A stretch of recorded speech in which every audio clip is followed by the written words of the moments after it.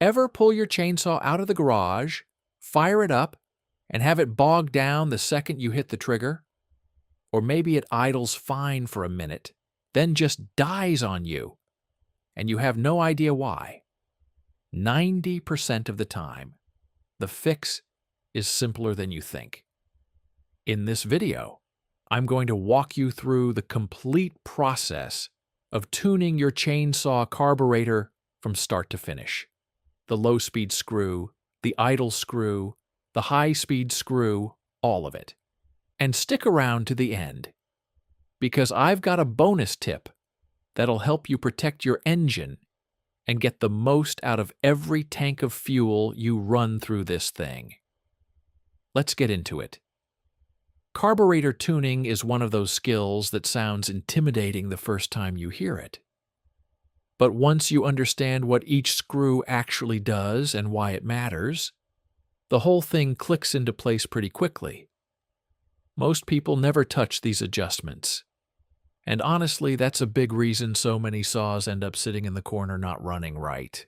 Follow these steps, and you'll have your saw running clean, responsive, and strong. Now, before we go any further, let me explain what we're actually working with here. Almost every chainsaw you're going to come across, whether it's a Husqvarna, a Stihl, an Echo, a Poulan, doesn't matter, has 3 adjustment screws on the carburetor. You have a low-speed screw, a high-speed screw, and an idle screw. Each one does a different job, and you need to adjust them in the right order, or you're going to be chasing your tail the whole time. The low-speed screw controls the fuel and air mixture when your saw is sitting at idle or just coming off idle. The high-speed screw controls the fuel and air mixture at full throttle when you've got that trigger pinned and you're cutting hard. And the idle screw, that one just controls how fast the engine turns when you're not touching the trigger at all. Think of it like a simple speed dial for your idle. We're going to work through all 3 of those one at a time in the right order. It's going to make complete sense by the time we're done. The very first thing you need to do before you adjust a single screw is make sure your saw is set up properly. I cannot stress this enough. A lot of people skip this part and then wonder why their tuning doesn't hold. Here's what I mean. You need to have your bar and chain mounted and tensioned correctly before you do any carburetor work. The reason for that is the load that the bar and chain put on the engine actually affects how the carburetor reacts. If you tune it without the bar and chain on, you're essentially tuning it for a condition that doesn't exist when you're actually cutting. So get your bar and chain on. Make sure the tension is set right. You want to be able to pull the chain away from the bar about 1/4 inch and have it snap back snugly.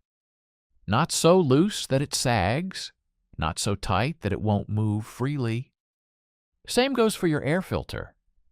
Put it on, make sure it's clean and seated properly. The air filter has a direct effect on how much air is getting into that carburetor, and if it's missing or clogged, your adjustment is going to be off. If your filter is dirty, now is a good time to clean it or replace it before you start. It only takes a minute, and it's worth doing right. One more thing before we fire it up. Safety.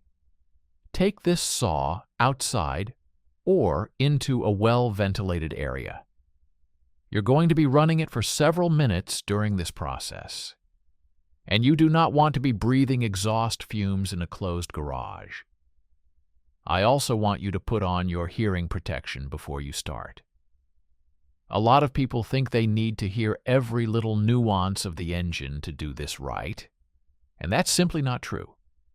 You can absolutely hear what you need to hear with earmuffs on, and your ears will thank you for it. Okay, we're ready. Go ahead and start your saw up. Cold, start it the way you normally would.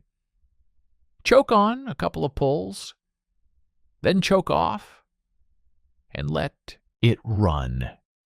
What we want to do now is let this engine warm up properly before we touch anything. This is a step that gets rushed all the time, and it leads to inaccurate adjustments.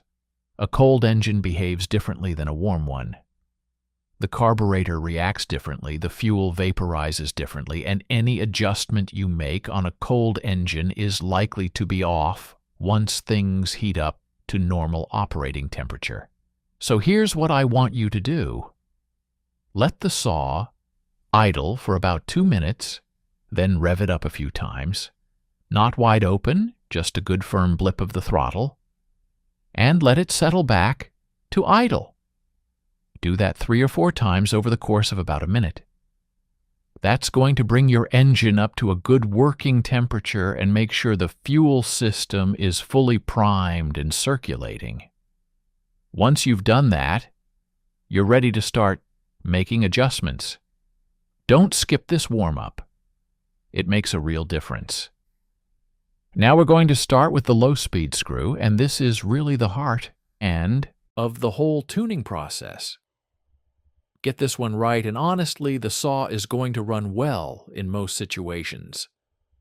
The low-speed screw, sometimes marked with an L on the carburetor body, is always the one that's closest to the engine itself, furthest away from the air filter. If yours isn't marked clearly, just remember that. Closest to the engine. Here's what the low-speed screw is actually doing. It's controlling how much fuel is mixing with the air at low throttle, at idle and just off idle. When it's set correctly, 2 things happen. First, your saw will sit there and idle steadily without dying on you. You can set it down on the ground, walk away for 30 seconds, come back, and it's still running. Second, and this one's really satisfying when you get it right, when you snap that throttle, the RPMs come up almost instantly. No bog, no hesitation, no delay. Just clean, immediate response. That's what you're going for. Here's the procedure. Before you touch the low-speed screw, I want you to go to your idle screw first. That's the one that's usually on the side or top of the carburetor. Sometimes it has a spring on it, easy to identify. Turn that idle screw in, clockwise, just until you can see the chain start to creep and move on the bar. You don't want it cutting into anything, you just want to see a little movement.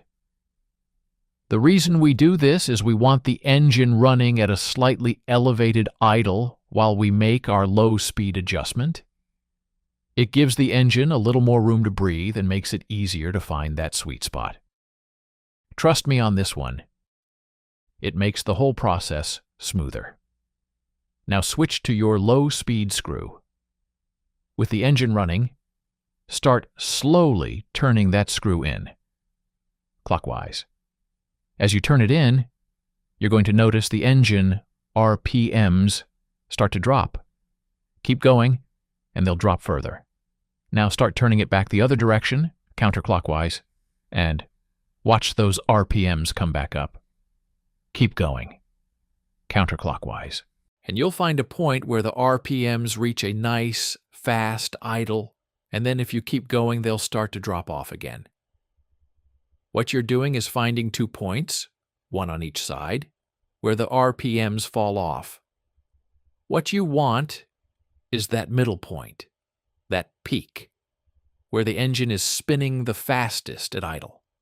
Once you find that peak, turn the screw out, counterclockwise, just a tiny bit more. Real slow, small movements. You want to go just past that peak until you can barely hear the RPMs start to come back down just slightly. Stop right there. That is your low speed setting. Leave it right there. Now blip that throttle. Give the trigger a good, firm snap. If your low speed screw is set correctly, those RPMs are going to jump up fast and clean with zero hesitation. If there's a bog, if it stumbles or hesitates before climbing, you need to come out just a hair more on that low-speed screw. Try a small movement at a time and test the throttle response after each one. You're looking for that clean, immediate snap-up in RPMs. If you find this helpful so far, do me a favor and hit that subscribe button so you don't miss future videos like this one. There's a lot more good content coming, and I'd hate for you to miss it. All right, let's keep going. Once your throttle response is clean and your saw is idling steadily, go back to your idle screw. Remember, we turned that in to raise the idle a bit earlier. Now we need to set it back to where it belongs. Turn that idle screw back out, counterclockwise, slowly until the chain on your bar just barely stops moving. You want the engine idling at a speed that keeps the chain from creeping, but not so low that the engine sounds rough or wants to stall. There's a sweet spot here too. You'll hear it. The engine will have a nice, even, relaxed sound at the right idle speed. Not too fast, not too slow. If the chain keeps moving, no matter how far out you turn the idle screw, that usually means your low-speed screw still needs a slight adjustment. Come out just a touch more on the low-speed screw, let things settle for a few seconds, then try the idle screw again. These two work together, and sometimes you do a little back and forth between them before everything lines up perfectly. That's completely normal. Don't get frustrated with it. Just make small moves and give the engine a few seconds to respond each time. Once you've got the chain stopped and the engine idling smoothly, give it one more throttle snap to confirm that trigger response is still clean. If it is, you're in great shape. The low speed and idle screws are both dialed in, and your saw should now idle all day without dying on you, and accelerate the moment you touch that trigger. Now let's talk about the high-speed screw. This one controls your fuel and air mixture at full throttle when you've got the trigger pinned and you're working hard through a log. It's marked with an H on most carburetors, and it's the screw that sits closest to the air filter, furthest from the engine, just the opposite of the low-speed screw. Here's the thing about the high-speed screw that you really need to understand before you touch it. Turning it in clockwise makes the engine run faster. Keeps going faster the more you turn it in. And that sounds great until you realize that if you turn it in too far, you can over-rev the engine well past its safe limit and destroy it. We're talking seized piston, scored cylinder, saw that's done for good. So this is the one adjustment where you need to be careful and measured. Small movements, pay attention, and don't get greedy, chasing more RPMs. The safest and most accurate way to set your high-speed screw is with a small digital tachometer. These are inexpensive little tools.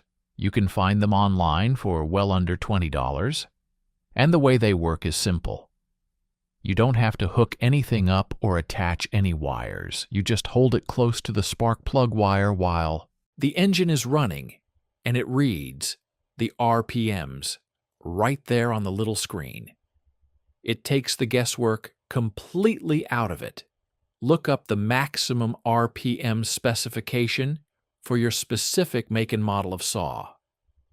That information is in your owner's manual, or a quick search online will give it to you.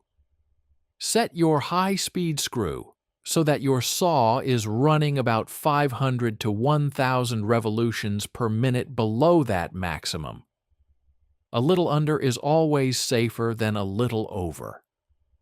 If you don't have a tachometer and you want to set the high-speed screw, here's what I recommend. Go online and search for the factory initial settings for the high-speed screw on your specific make and model. What you're looking for is something like 1.5 turns out, or 1 3/4 turns out. Once you find that number, here's what you do. Take your screwdriver and turn the high-speed screw in gently, clockwise, until it just barely seats. Don't force it. Don't crank on it. Just let it come to a light stop. Then turn it back out, counterclockwise, the exact number of turns that the factory specification says. That puts you right at the manufacturer's intended setting. And in my experience, those initial settings are going to be very close to where you want to be.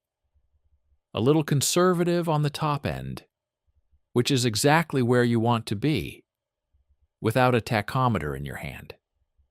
Now let's talk about limiter caps, because this is something that trips a lot of people up.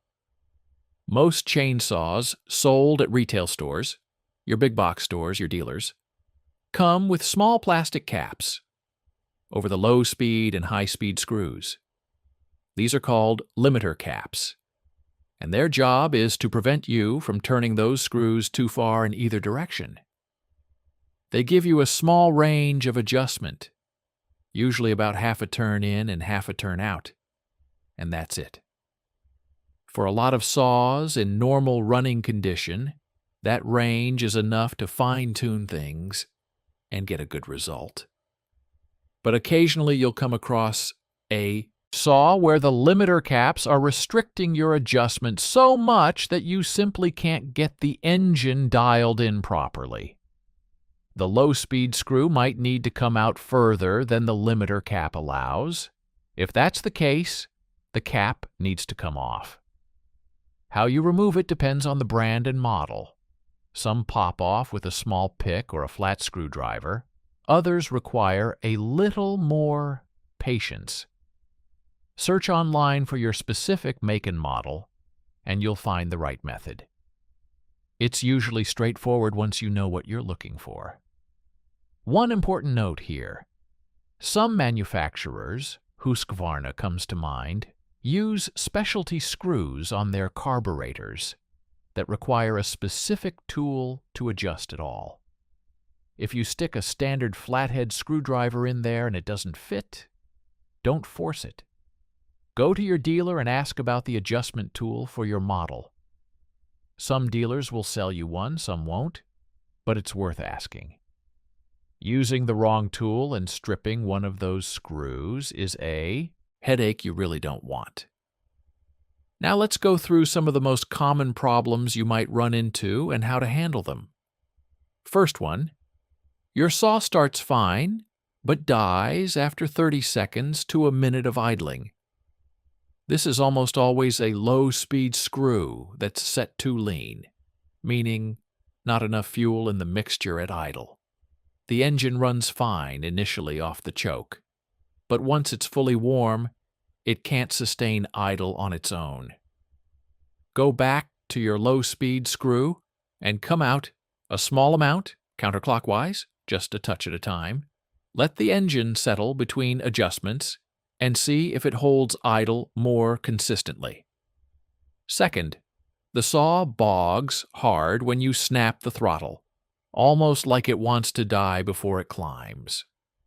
Again, this points to the low-speed screw being too lean just off idle. Same fix. Come out slightly on the low-speed screw until that throttle response cleans up. This is one of the most satisfying fixes you can make because the difference before and after is immediate and obvious. Third, the saw screams at full throttle, but cuts sluggishly and seems to lose power under load.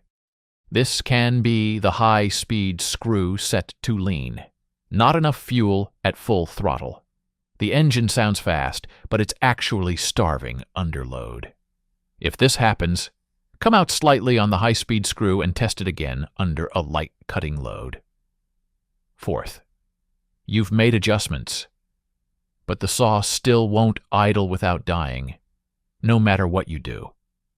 Before you keep chasing the carburetor, check two things. First, Make sure your air filter is clean and fully seated. A partially clogged or improperly seated filter will make proper carburetor adjustment nearly impossible. Second, check that your fuel is fresh. Old fuel, anything that's been sitting more than 30 days without a stabilizer, is one of the most common causes of hard-to-tune carburetors. Drain it, put in fresh fuel with the correct oil mix ratio for your saw, and try again. You'll be surprised how often that alone solves the problem. Fifth, the chain keeps moving at idle even after you've backed the idle screw way out. If you've come out on the idle screw as far as it will go and the chain still creeps, your low-speed setting may still be a touch high. Come out just slightly on the low-speed screw, let the engine settle, and check again. The chain should stop. Now for that bonus tip I mentioned at the beginning. Once your carburetor is tuned and your saw is running well, do this. Run your saw through 1 full tank of fuel at normal working RPMs before you do any serious cutting. I know that sounds simple, but here's why it matters. Fresh carburetor settings need a little time to stabilize as the engine goes through full heat cycles. During that first tank, the needle and seat inside the carburetor settle into their adjusted positions, the fuel system fully clears out any old residue, and the engine itself gets a chance to confirm that everything is working together the way it should. After that first tank, do a quick check on your idle and your throttle response. 9 times out of 10, you won't need to touch a thing. But if something needs a small tweak, now's the time to make it while you're paying close attention. Think of it as a final confirmation run. It's a habit I picked up years ago, and it saved me from having to retune a saw in the middle of a job more times than I can count. Well, that's everything you need to know to tune your chainsaw carburetor the right way. If you found this helpful, make sure you subscribe and hit that bell icon so you don't miss future videos. And if you've got questions or you've got your own tips from tuning your saw, drop them in the comments below. I read every one of them. Thanks for watching.